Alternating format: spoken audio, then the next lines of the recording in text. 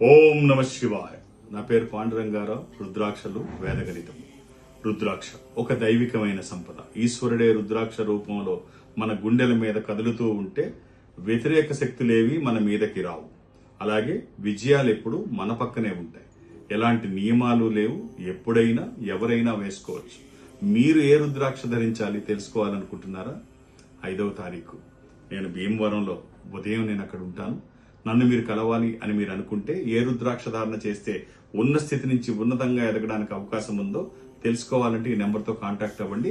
5వ తారీఖు భీమవరం ఉదయం నన్ను అక్కడ మీరు కలుసుకునే అవకాశం ఉంది. వేద గణితం శ్రీ పాండురంగారావు గారు డేట్ ఆఫ్ బర్త్ చెప్పంగానే ఆ చక్రం వేయటం కానీ అది కానీ కొన్ని సెకండ్స్లో జరిగిపోయేటువంటి ఓ ప్రక్రియ.